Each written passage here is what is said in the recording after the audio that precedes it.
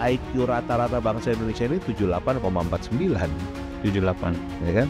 Itu di bawahnya Koko the Gorilla kan. Di bawahnya gorila kita nih kan gitu. Ya kan? Ini bukan maksudnya kita mau menjelek-jelekan bangsa sendiri, tapi kan ayo, ada nggak indikator yang menunjukkan kalau bangsa ini sudah cerdas? Ya. Ya kan?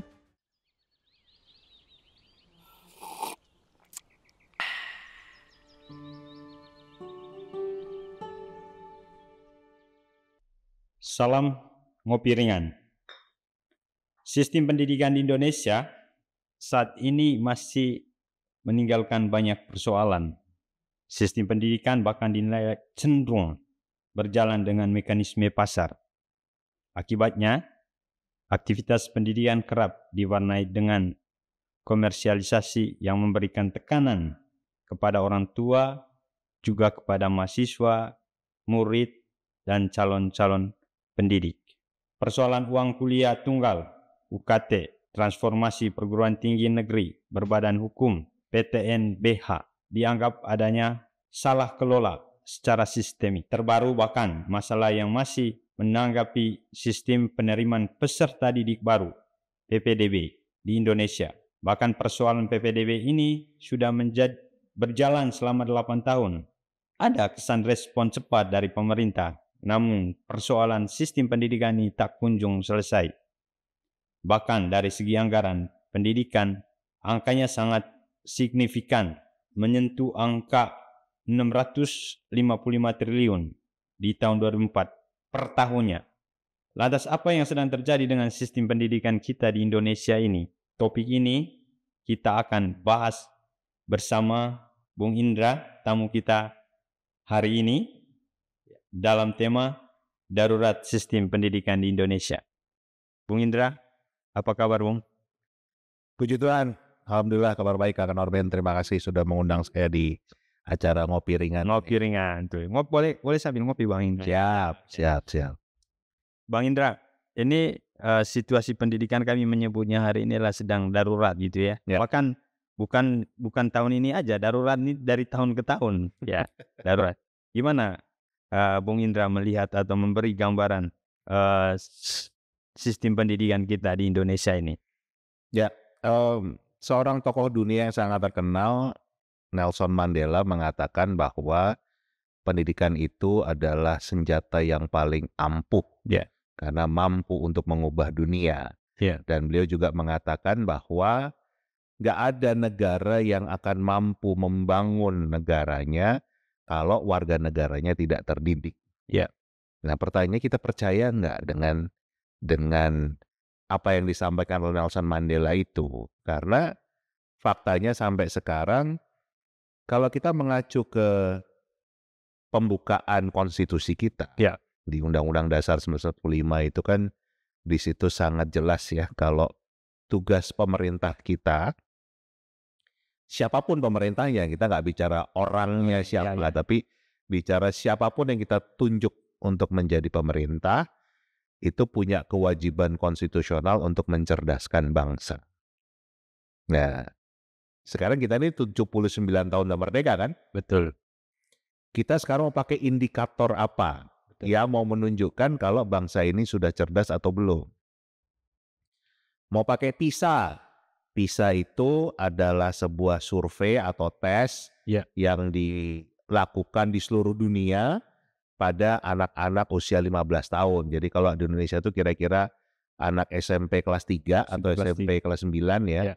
Dan atau anak-anak SMA kelas 1, SMA kelas 10. Itu di Indonesia seperti itu. Yang dites apa? Ada 3 hal. 1 membaca, 2 matematika, 3 itu sains. Jadi 3 ilmu dasar lah. Dan ini sudah 20 tahun lebih lah menjadi, walaupun memang surveinya, tesnya banyak orang yang berargumentasi ini tidak valid, banyak kekurangannya, tapi paling enggak secara internasional itu sudah diterima menjadi salah satu indikator. Indikator ya, bisa. 20 tahun lebih Indonesia itu skornya selalu di bawah, jauh di bawah rata-rata dunia. Dan kecenderungannya pun semakin turun terus, bahkan sampai di level untuk kemampuan membaca saja, Bank Dunia itu menyebutkan level membaca kita itu disebutnya sebagai buta huruf secara fungsi atau functionally illiterate, alias anak Indonesia itu bisa baca bunyi tapi nggak ngerti apa yang dibaca. Jadi kan sama aja nggak bisa belajar karena apapun yang dibaca itu nggak mereka pahami, nggak bisa diserap.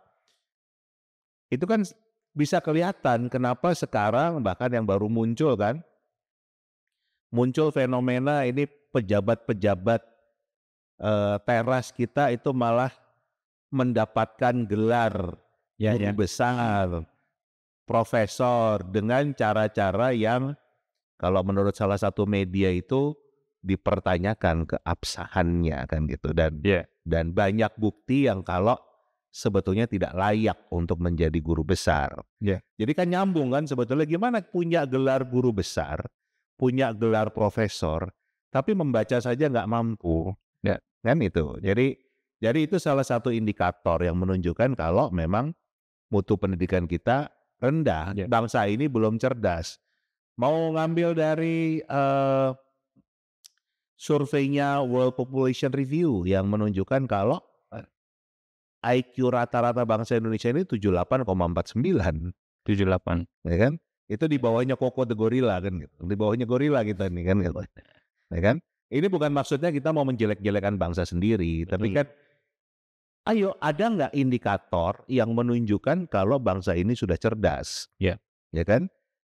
Kita itu di level IQ itu yang terendah di Asia Tenggara, bahkan levelnya itu sama dengan Timor Leste, negara yang tadinya menjadi bagian dari kita. Nih skornya sama gitu Dengan Timor Leste. Ya, di sini kan berarti tugas mencerdaskan kehidupan bangsa itu belum dilaksanakan dengan baik.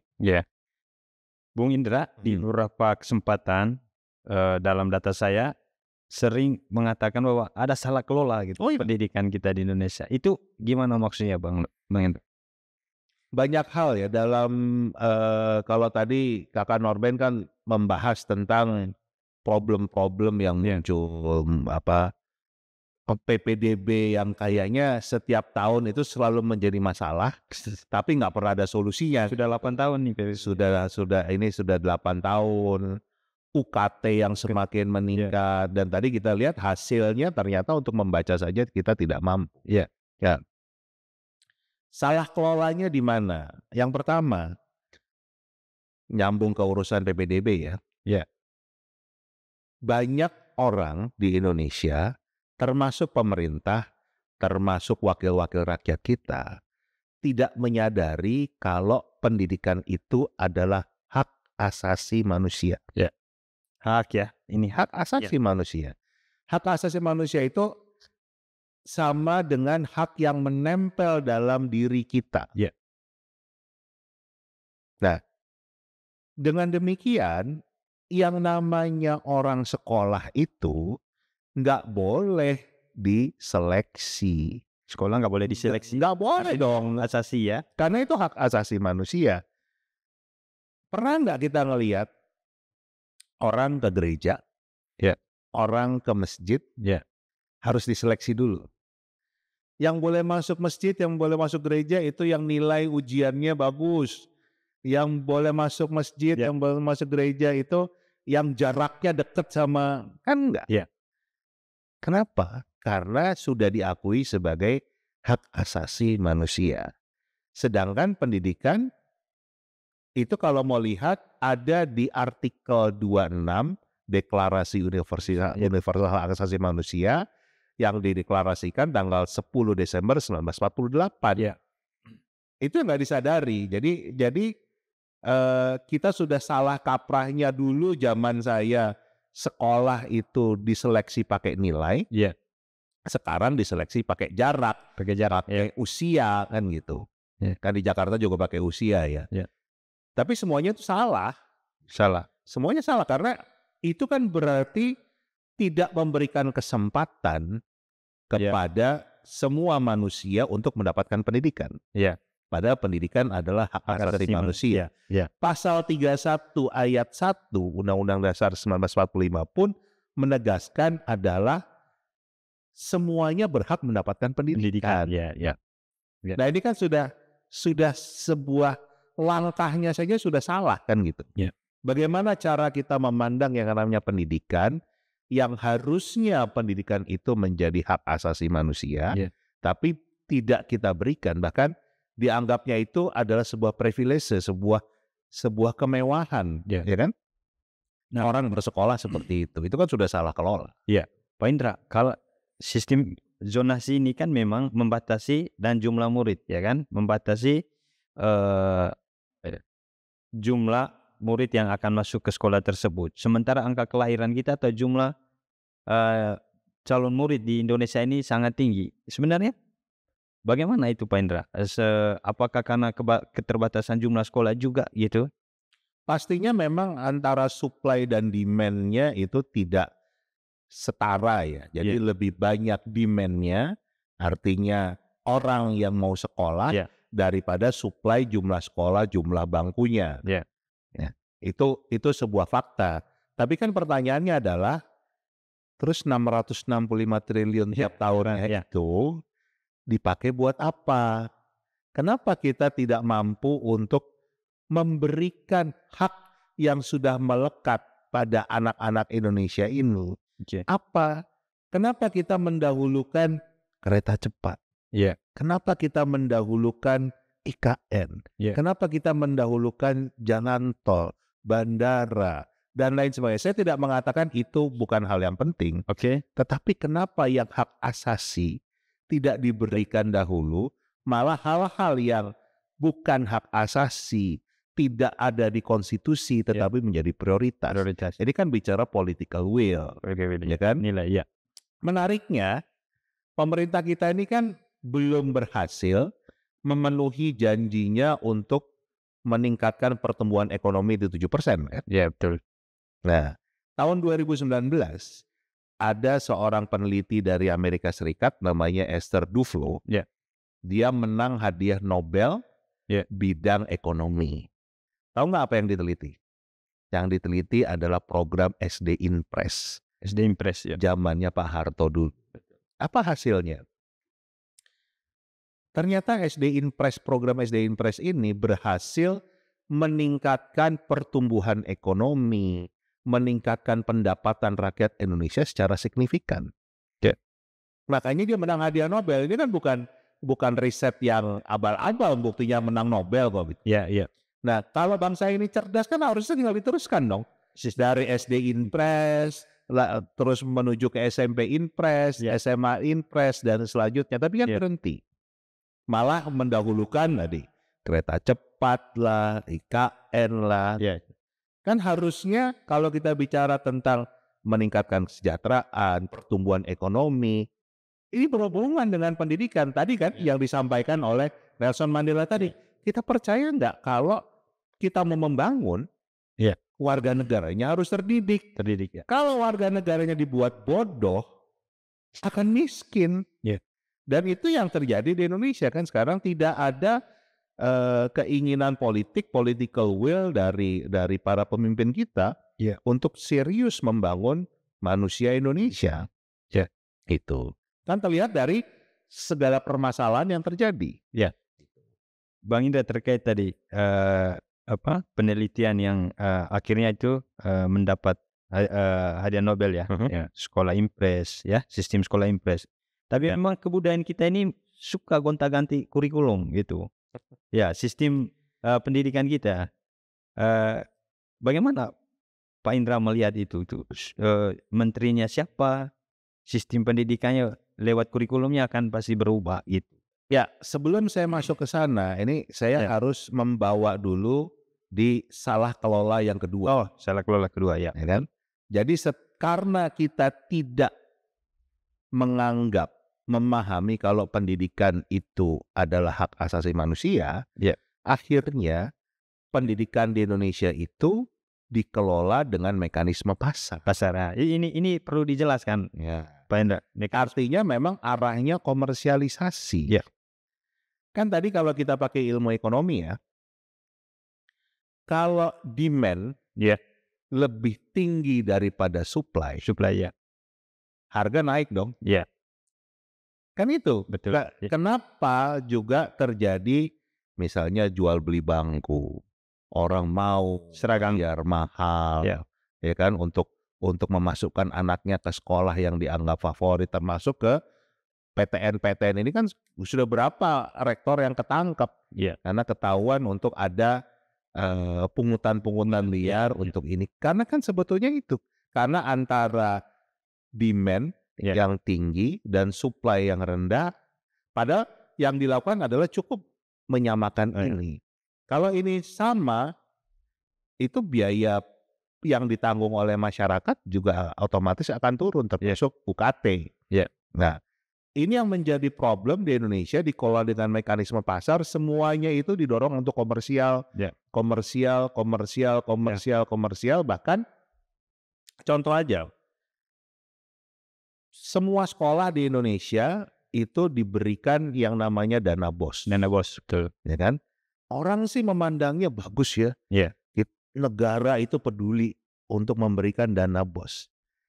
Kalau buat kami aktivis pendidikan, dana BOS itu melanggar konstitusi. Kenapa Bang Indo? BOS itu singkatan dari bantuan operasional sekolah. Jadi fungsinya hanya membantu.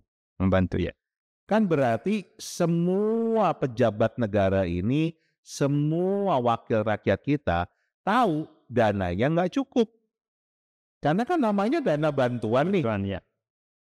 Bukan biaya operasional sekolah, tetapi bantuan operasional sekolah. Nah, pasal 31 ayat 2 bunyinya adalah setiap warga negara wajib mendapatkan pendidikan dasar dan pemerintah wajib membiayainya. Artinya nggak balance ya, nggak matching antara. Tegasnya membiayai, yang dilakukan hanya membantu. Persis. Itu kan melanggar konstitusi berarti. Betul. Ya kan? Nah, karena hanya berupa bantuan, akhirnya memang untuk operasional sekolah itu nggak cukup. Namanya juga cuma bantuan. Nah, disinilah mulai awalnya banyak kepala sekolah, pimpinan sekolah itu yang mencoba kreatif.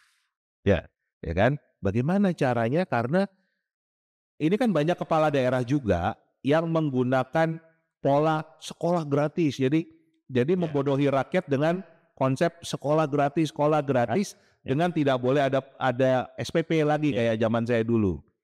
Tapi mereka sebetulnya tahu yang diberikan pemerintah itu cuma bantuan. Ya kan? Nah, akhirnya sekolah itu awalnya mencoba untuk kreatif dengan misalnya, oke, kita jualan seragam deh. Supaya nanti keuntungannya kita pakai untuk menambal biaya operasional sekolah yang sebetulnya kurang karena pemerintah cuma memberikan bantuan.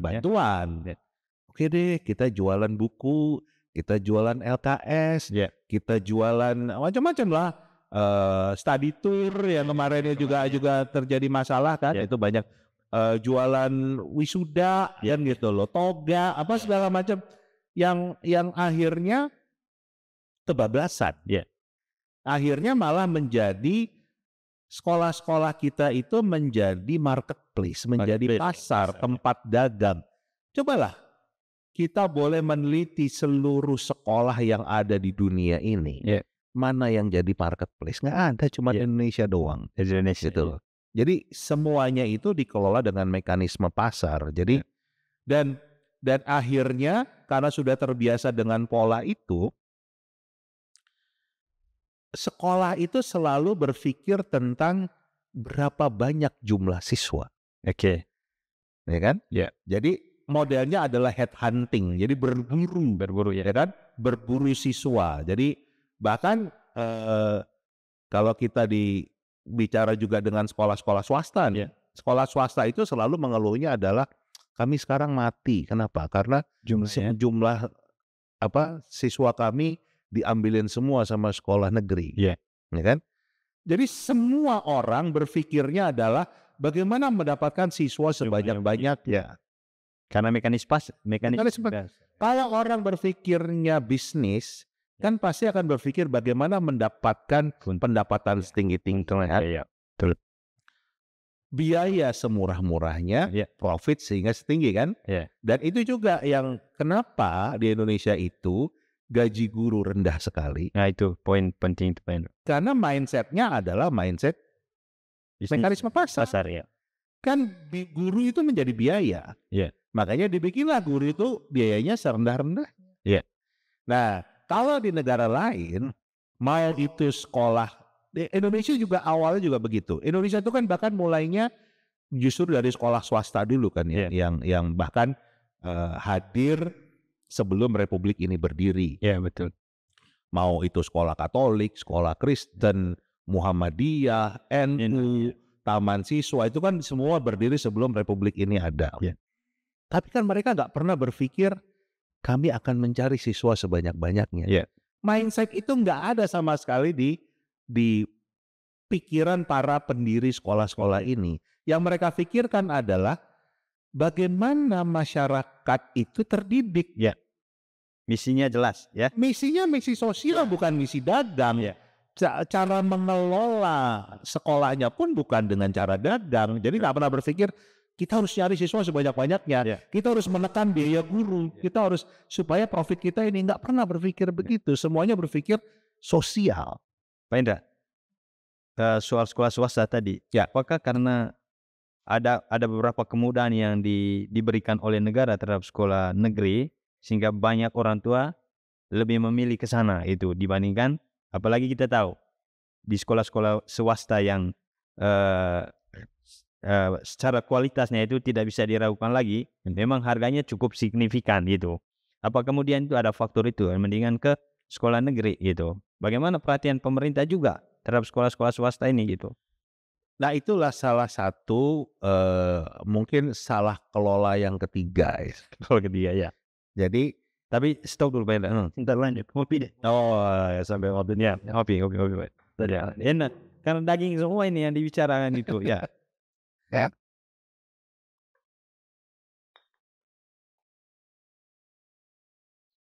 Kopi mana nih? Kopi Bajawa apa kopi mana nih? Wah, kopi dari Pematang Siantar nih kayaknya. Oh, Siantar. Ya. Enak tuh kopi kok. Ya, enak banget tanpa gula ini. Ya, Pak Indra, salah kelola yang ketiga tadi soal perhatian pemerintah tadi. Jadi karena negara ini gerakan gini loh, kalau kita mau menyadari secara sejarah, ya, bangsa ini itu membuat perubahan-perubahan, membuat sebuah langkah maju, itu semuanya karena gerakan pendidikan. Gerakan pendidikan ya. Ini bukan mengecilkan peran para pahlawan ya. Tapi kita belum pernah punya sebuah gerakan yang dianggap sukses berhasil karena perang. Coba kita lihat Kebangkitan Nasional Budi Utomo, gerakan pendidikan. Gerakan pendidikan. Itu kan sesuatu yang betul-betul ada langkah yang jelas untuk kita memang menuju ke arah merdeka. Bukan perangnya nih, tapi kan gerakan pendidikannya. 1928. 28 Oktober 1928, Sumpah Pemuda, itu gerakan pendidikan. Ya kan? Jadi yang banyak terjadi di Indonesia ini justru kemajuan-kemajuan itu karena gerakan pendidikan. Dan itu pada saat itu karena pemerintahnya ada pemerintah Belanda. Kan tidak diinisiasi oleh pemerintah, oleh pihak swasta kan? Gitu. Atau masyarakat lah, kita nggak nyebutnya swasta ya, kita nyebutnya masyarakat lah. Itu masyarakat ingin ada gerakan-gerakan yang memang membuat bangsa ini cerdas. Karena dengan bangsa ini cerdas, akhirnya akan muncul kemajuan-kemajuan. Itu yang saya lihat secara sejarah juga dipahami betul oleh para pendiri bangsa, oleh para anak-anak muda zaman dulu yang memang ingin perubahan ya. Karena ini banyak diinisiasi oleh masyarakat tadi ya kan, termasuk tadi kan sekolah Muhammadiyah, sekolah NU, Taman Siswa, itu semua bukan pemerintah, itu masyarakat. Karena ingin rakyat Perubahan, cerdas kan gitu. ya. Selama dijajah kan bodoh terus, Iya, iya, betul. diadu domba, ini dibodohi terus kan gitu, menjadi budak. Nah, ini ada gerakan. Tapi ternyata justru pihak pemerintah kita malah bergantung pada langkah-langkah yang ini. Jadi Iya. tadi lupa mengambil peran utamanya yang harusnya mencerdaskan bangsa. Gitu. Jadi saya sering berdebat dengan orang-orang pendidikan lain, juga masyarakat yang selalu mengatakan, "Loh, ini tanggung jawab kita bersama." Iya. Saya bilang, enggak. Karena konstitusi bunyinya adalah tugas mencerdaskan kehidupan bangsa itu di pemerintah. Iya. Kalau mau bilang itu tugas kita bersama, ganti dulu dong konstitusinya. Ya. Karena Desainnya secara diganti ya. eksplisit dikatakan kita membentuk pemerintah yang melindungi dan kemudian mencerdaskan bangsa. Ya. Jadi itu adalah tugas pemerintah. Nah, tapi sekarang sudah sekian lama karena sudah ada gerakan-gerakan masyarakat ini, justru malah pemerintahnya bergantung Iya. pada masyarakat. Inisiatif masyarakat tadi. Tidak mengambil justru oke, saya ambil alih untuk ini misalnya bisa dilakukan ya. Sekolah swasta itu kan butuh biaya. Biaya, betul, persis. Ya kan? Kalau dulu mungkin biayanya ya betul-betul dari masyarakat, orang ngasih pisang orang ngasih Hasil kebun lah ya. ya berkebun, atau ya memang ada misalnya kayak dari gereja itu ada memang ada dana untuk pendidikan, jadi sesuatu yang memang sosial ya sifatnya ya. kan? Nah, kalau kita mau kembali ke sebagai asasi, sebagai pelaksana konstitusi, harusnya sekarang pemerintah itu bisa ngambil alihnya begini. Oke. Silahkan sekolah di sekolah yang dikelola masyarakat, tapi SPP-nya kami yang bayar. Oke. Itu kan terjadi kolaborasi yang baik kan? Ya. Mengingat tadi anggarannya 665 triliun. Pertanyaan Bang Indra, anggaran 6 sekian triliun itu dikemanakan Pak? Nah, itu sebuah misteri kan gitu. Ya. Sebuah penyerapannya kemana itu mestinya itu?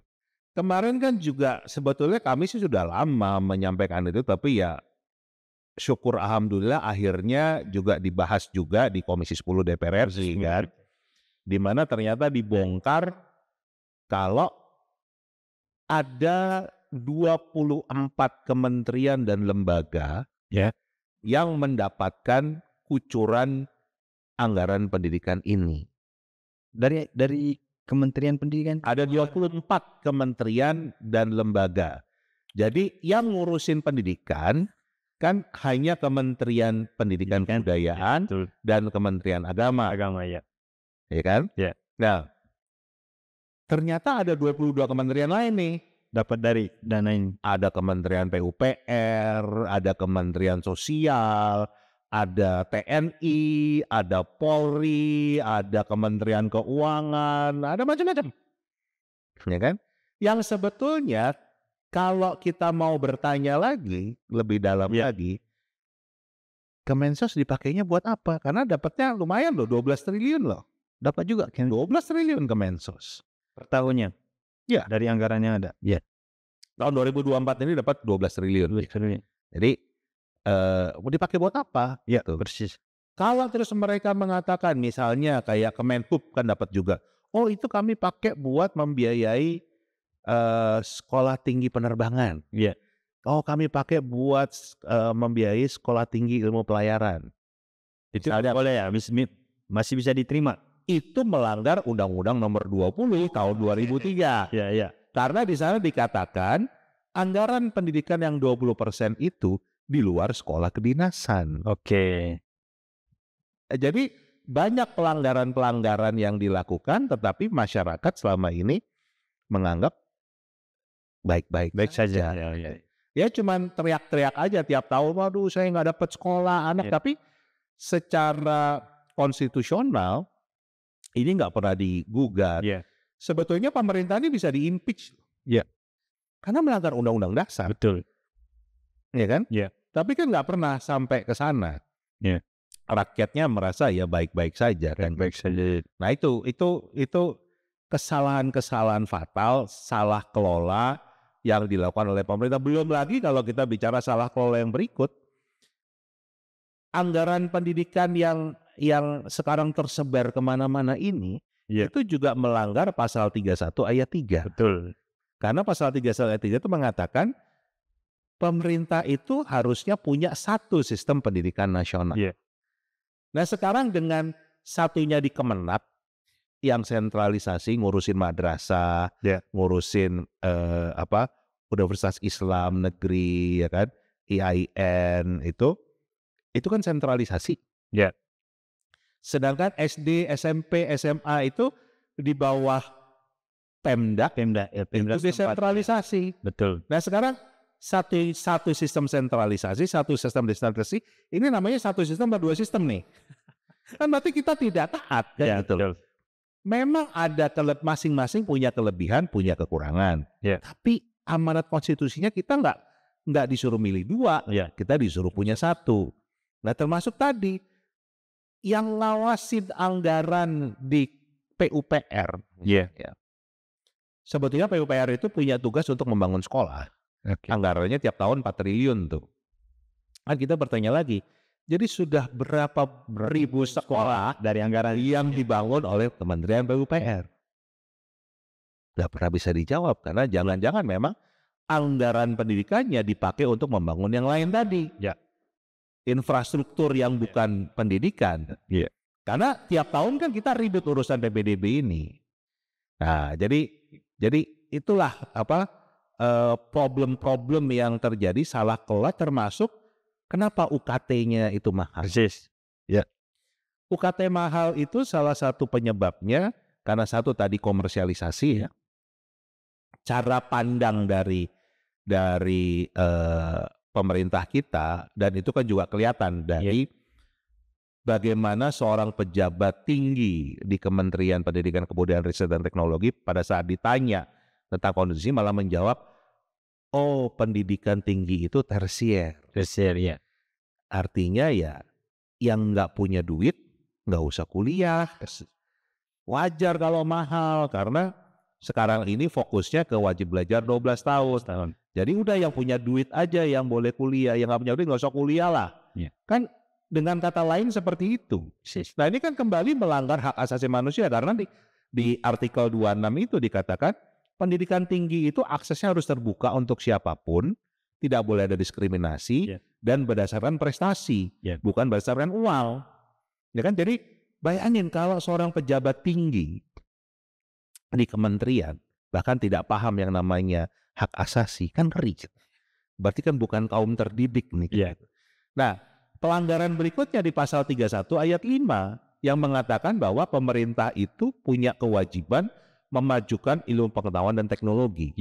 Nah, di negara-negara lain itu bentuknya adalah kampus perguruan tinggi itu memang dijadikan sebagai pusat riset.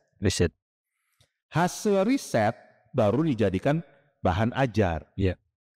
Kalau di Indonesia nggak ada risetnya, semuanya ngajar, ya kan? Itu yang membuat tidak ada pengembangan ilmu pengetahuan, karena ilmu pengetahuan berarti ilmu pengetahuan yang usang, yang risetnya di tempat lain, ya kan? Yang mungkin juga belum tentu bisa diimplementasikan di Indonesia, cuma teori aja, ya kan? Kemudian juga akhirnya juga ini yang karena semua pengajaran biayanya itu adalah biaya dosen, nggak biaya pengajar kan gitu. Kalau di luar negeri justru karena kampus itu fokusnya adalah untuk tempat riset, dana yang masuk itu dana-dana riset semua. Jadi seorang menjadi guru besar, menjadi profesor di kampus itu, tugas pertamanya itu adalah satu, dia bikin proposal mau riset apa, sekaligus membawa siapa yang mendanai risetnya.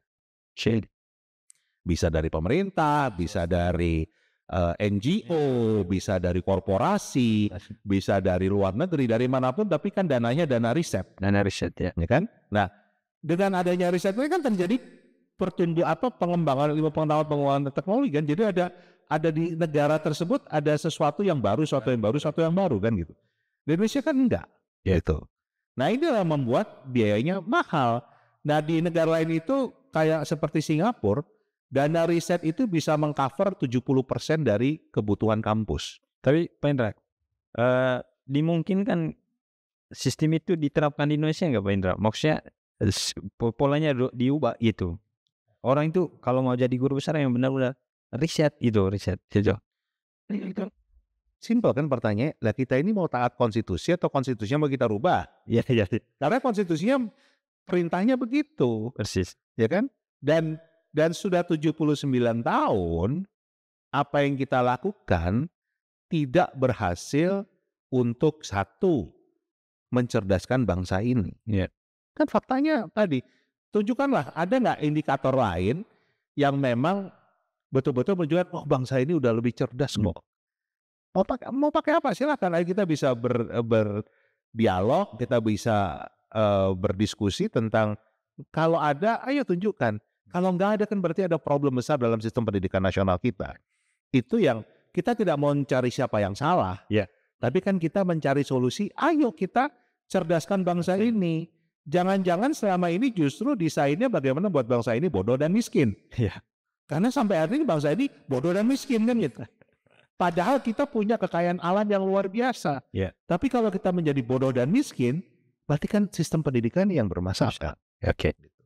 Pak Indra tadi kembali soal kurikulum itu saya cukup karena saya sampai berapa kurikulum sampai duduk di sini dari mulai SD, SMP, SMA itu yaitu dengan kalau kita membandingkan anggaran yang ada tadi sebesar itu.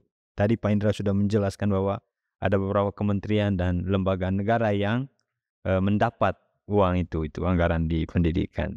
Apakah juga perubahan-perubahan yang terus dilakukan dalam sistem kurikulum kita juga itu mempengaruhi anggaran sehingga fokus penggunaan uang itu dalam arti tadi mencerdaskan kehidupan bangsa itu justru lebih pada sosialisasi kurikulum baru atau banyak tentu persoalan di sana ketika ada pergantian kurikulum Pak Indra. Gimana itu Pak Indra? Kembali bicara mindset kan tadi. Kalau kita memang mindsetnya itu adalah berbisnis, berdagang, ya semua program-program yang dibuat pun adalah bagaimana caranya berdagang. Saya melihat sekian kali kita ganti menteri selalu ganti kurikulum. Tujuan utamanya bukan untuk mencerdaskan bangsa ini, karena buktinya skor PISA kita nggak naik-naik. Ya kan? Bangsa ini tadi nggak ada indikator yang mengkorelasikan kalau dengan ganti kurikulum ternyata bangsa ini kecerdasannya meningkat. Kan enggak. Tapi selalu dilakukan. Jadi saya berapa kali menyampaikan di berbagai kegiatan. Kita ibarat nih sakit kepala, tapi dikasih obat cacing kan gitu. Nggak akan pernah sembuh, tapi itu terus yang dilakukan. Menariknya ini, 2018 itu kan kita ada tes PISA di mana di sana itu ada rekomendasi dari OECD sebagai pembuat tesnya, itu mengatakan menarik ini, rekomendasinya dikatakan secara eksplisit dikatakan begini. Indonesia baru saja mengganti kurikulum. Tahun 2018 tuh, karena kan 2013 kita di kurikulum. Di situ dikatakan Indonesia baru saja mengganti kurikulum. Pastikan semua guru mendapatkan pelatihan yang baik sehingga mereka menjadi agen perubahan. 2022 kita tes PISA lagi. Apa yang dilakukan pemerintah? Ganti kurikulum kan gitu. Ini kan yang saya katakan. Jadi satu betul juga kalau kita itu ternyata buta huruf secara fungsi karena pemerintah sendiri ternyata nggak mampu membaca kan. Betul. Tidak bisa membaca kalau rekomendasinya bukan ganti kurikulum, tapi bagaimana memastikan kalau guru-guru kita ini, kita kan 17.000 pulau nih, ya kan? Kita punya 3 juta lebih guru. Artinya untuk membuat sebuah pelatihan itu nggak mudah. Dan faktanya dari 2013 itu ganti kurikulum, sampai sekarang 2024, belum semua guru loh mendapatkan pelatihan Iya. K13. Ya kan? Betul. Sekarang malah diganti kurikulum lagi, kan lebih ngaco lagi. Iya. Nah, menariknya nih tadi sebelum saya hadir di podcast ini, dalam perjalanan tuh saya ditelepon salah satu teman di Manado Iya. yang beliau tuh mengeluh, ini ternyata hasil UTBK yang pakai kurikulum Merdeka itu malah jelek-jelek ya. Iya. Dan saya ketawa aja, kan sudah kasih tahu kan gitu. Jadi memang kurikulum ini tidak dibuat dengan sebuah riset Ya. yang memang bertujuan untuk meningkatkan Ya. kualitas pendidikan Indonesia, tapi lebih syarat untuk urusan bisnisnya. Iya. Dan bisa kita lihat kan, ya menterinya sendiri bukan orang pendidikan, Iya. tapi pebisnis kan, berarti cara mindset daripada pemerintah ini yang melihat pendidikan ini adalah sebuah bisnis ya. gitu. Nah, itulah salah kelola, sesat pikirnya kita. Nah, pertanyaannya mau sampai kapan? Ya, Pak Indra, Kementerian Pendidikan punya mitra kerja di pemerintahan itu DPR di Komisi 10 gitu. Untuk Kemendikbudnya Komisi 10, ya. Kemenaknya Komisi 8, Ya, 8. LPDP-nya Komisi 11, PUPR-nya Komisi 5, ya kan gitu. Ya, karena memang anggarannya tadi udah menyebar ke situ. Ya, gitu. Nah, sejauh Pak Indra kan ada konsen di isu-isu pendidikan. Ya. Gimana sih teman-teman kita di parlemen gitu memberi perhatian terhadap pendidikan kita di Indonesia gitu? Ada sebagian kecil wakil rakyat kita yang memang paham tentang pendidikan dan sangat concern dengan kondisi pendidikan kita yang semakin terpuruk. Tapi itu sangat minoritas. Jumlahnya itu sangat kecil kan gitu. Jadi memang belum mampu membuat sebuah perubahan, belum mampu membuat menggemakan kalau memang kita butuh sebuah restorasi atau revolusi pendidikan kita. Nah, harapan kami ya dengan adanya perubahan pemerintah, dalam waktu dekat Pak Prabowo akan dilantik menjadi Presiden Indonesia yang ke-8. Kita akan juga punya wakil-wakil pemerintah, wakil-wakil rakyat yang baru. Itu ya mudah-mudahan podcast seperti kita ini bisa menjadi bahan buat mereka.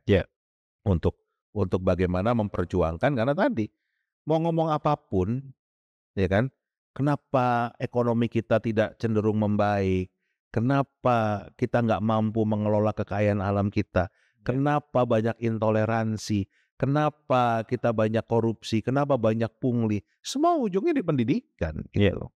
Jadi kalau pemerintah yang sekarang sering ngomong hilirisasi, kalau saya ngomongnya problemnya di hulunisasi, ya kan? Di hulunya yang problem, yaitu pendidikan. Kita benahi sistem pendidikan nasional kita. Dan memang saya sendiri juga sedang mengumpulkan teman-teman di DPR RI, baik yang terpilih lagi maupun yang baru, untuk terus menggaungkan bagaimana perbaikan sistem pendidikan nasional kita.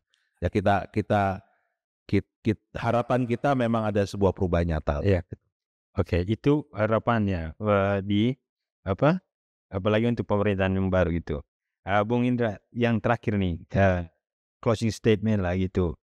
Seperti apalah yang harapan dorongan terhadap khusus pemerintahan yang baru lah gitu.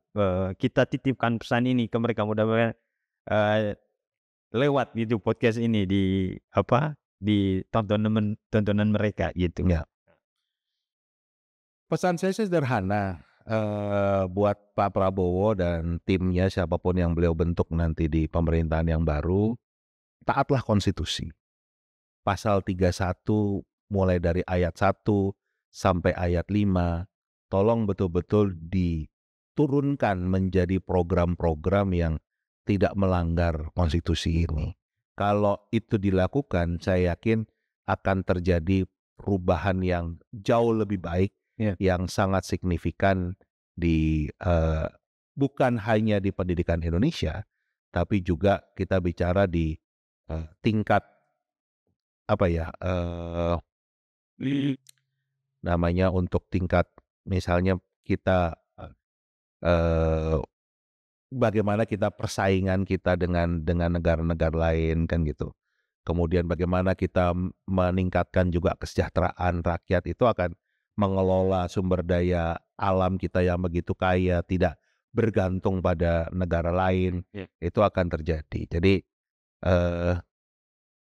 kalau itu dilakukan, kita masih punya harapan 2045 itu Indonesia emas. Kalau itu tidak dilakukan, yang ada 2045 Indonesia lemas. Terima kasih Bung Indra. Sama-sama. Luar biasa. Di tengah carut marutnya sistem pendidikan ini, penting bagi kita untuk tetap merawat sikap optimisme yang mungkin masih tersisa di hati kita. Sembari terus mendorong pemerintah, khususnya pemerintahan baru nanti, dan seluruh stakeholder yang terkait dengan bidang pendidikan ini, untuk terus membenar dan meningkatkan, memperbaiki sistem pendidik kita yang dalam tanda kurung sudah rusak, ya, berantakan. Terima kasih Bung Indra, luar biasa sudah singgah di podcast Ngopi Ringan. Mudah-mudahan apa yang sudah kita diskusikan ini sampai kepada mereka yang punya kekuasaan, mereka yang menjadi wakil rakyat kita, dan kemudian dari sana bisa mulai menyusun sebuah semangat baru, program baru untuk memperbaiki sistem pendidikan kita. Sekali lagi, Pak Indra, terima kasih banyak. Sama-sama, Ya. Kak Norbert.